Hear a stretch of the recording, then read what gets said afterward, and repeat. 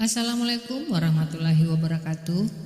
Bagaimana kabarnya kamu semua hari ini? Saya doakan kalian semua mendapat keberkahan, kemuliaan, kejayaan dan ketinggian dari Allah Subhanahu wa taala, sehingga hidup penuh berkah, penuh jaya, penuh mulia, bahagia dan semakin dekat dengannya.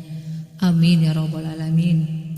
Pada kesempatan kali ini saya akan berbicara mengenai cara mempertahankan istiqomah di jalan Allah Subhanahu wa taala. Namun seperti biasa sebelum lanjut, jangan lupa tekan tombol subscribe, share, like, dan komentarnya ya.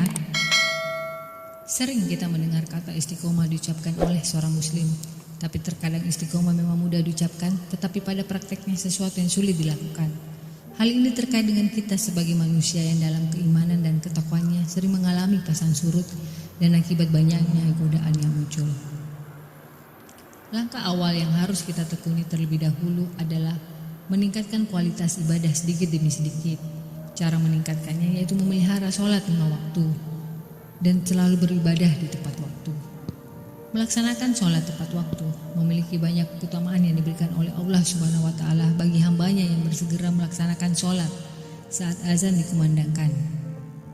Kebahagiaan berupa keindahan surga yang abadi di akhirat nanti telah disiapkan oleh Allah bagi hamba-hambanya yang senantiasa mengingat Allah dengan menyegarkan sholat di awal waktu.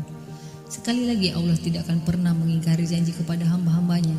Maka dari itu menyegerakan sholat pada awal waktu adalah salah satu cara bagi kita sebagai hambanya untuk mendapatkan balasan berupa surga. Langkah kedua agar kita tetap istiqomah di jalan Allah yaitu memperbanyak zikir. Zikir adalah salah satu ibadah supaya seseorang senantiasa ingat kepada Allah. Zikir merupakan kunci ketenangan dan kebahagiaan hidup di dunia serta kesejahteraan di akhirat kelak. Zikir dilakukan dengan menyebut lafaz-lafaz pujian untuk Allah dan bisa diamalkan kapan saja. Keutamaan berzikir setiap hari dan setiap saat dapat kita lihat manfaatnya sebagai berikut. Yang pertama, tercukupinya segala sesuatu. Dengan berzikir maka segala sesuatu yang dibutuhkan oleh seorang muslim akan tercukupi. Manfaat kedua zikir adalah diridhoi oleh Allah Subhanahu wa taala. Dalam sebuah riwayat, zikir yang senantiasa dilantungkan baik pagi, siang maupun malam hari menjadikan seseorang mendapat ridho Allah di hari kiamat nanti. Dengan ridho Allah artinya dosa seorang muslim akan terampuni serta dimudahkan jalannya menuju surga. Manfaat zikir lainnya yaitu menjauhkan diri dari godaan jin, hidup diliputi banyak kebaikan, dapat mengontrol emosi dalam diri, mendapat kebahagiaan bahkan setelah kita meninggal. Langkah ketiga mempertahankan istiqomah yaitu memperbanyak membaca Al-Quran. Membaca Al-Quran menjadi sebuah ibadah yang akan mendatangkan pahala dan juga keberkahan. Al-Quran diturunkan kepada Muhammad SAW dan umat manusia sebagai mukjizat.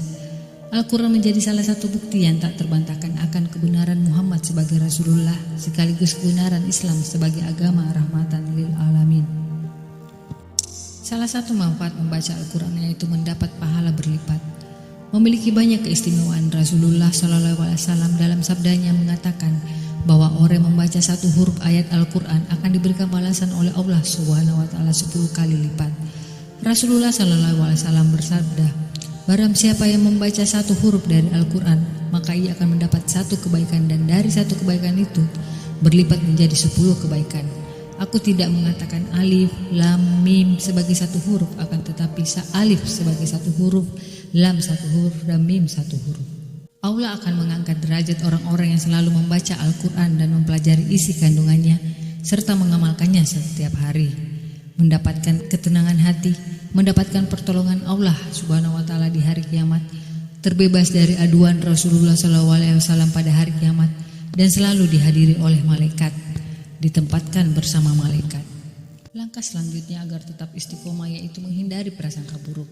Menunjuk firman Allah Subhanahu wa taala, hindarilah umumnya berprasangka buruk terhadap sesamanya orang Islam, sebab berprasangka buruk termasuk atau di antara perbuatan dosa. Menunjuk sabda Rasulullah SAW, hindarilah prasangka buruk, sebab dugaan jelek itu kata-kata dusta terbesar. Langkah selanjutnya adalah menghindari tindak hina atau mengejek orang lain. Menunjuk firman Allah Subhanahu wa taala dalam surah Al-Hujarat ayat 11, janganlah suatu kaum menghina kaum lainnya, boleh jadi yang dihina itu lebih baik daripada yang menghina. Selanjutnya membatasi pandangan mata atau pejamkanlah dari hal-hal yang terlarang. Menunjuk firman Allah Subhanahu wa taala surah An-Nur ayat 30. Serukanlah kepada orang-orang mukmin pria supaya merendahkan pandangan matanya dari melihat yang terlarang. Berucap benar atau tidak berkata bohong. Menunjuk firman Allah Subhanahu wa taala surah An-Naml ayat 152. Dan apabila kamu berkata, maka berlaku adillah atau benar. Langkah selanjutnya, infak fisabilillah atau membelanjakan hartanya pada keperluan agama Allah. Menunjuk firman Allah Subhanahu wa taala surah Al-Baqarah ayat 267. Belanjakanlah yang baik-baik dari harta yang diusahakan olehmu. Bergaul dan berkawan dengan orang solih.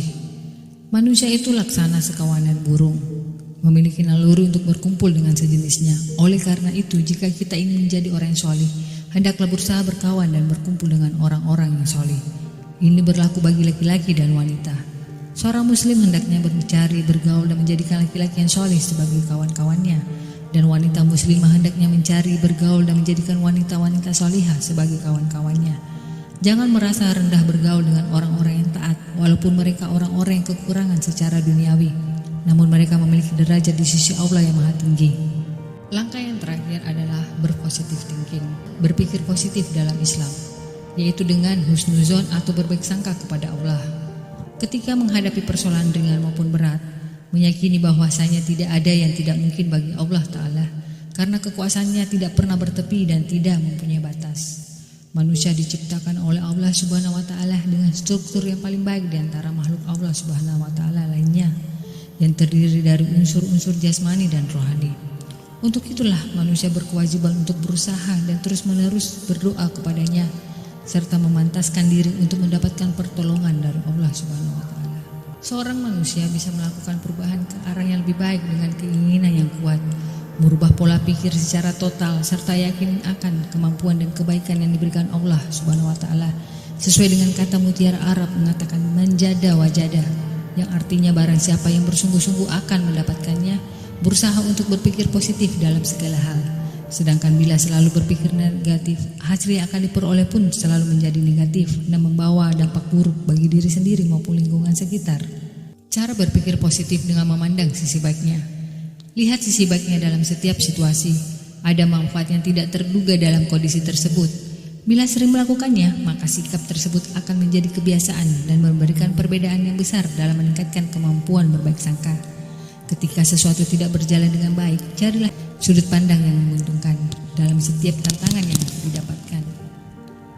Cara berpikir positif dengan membuang pengaruh negatif, yaitu menjauhi segala sebab pengaruh negatif yang akan mengganggu pikiran yang positif.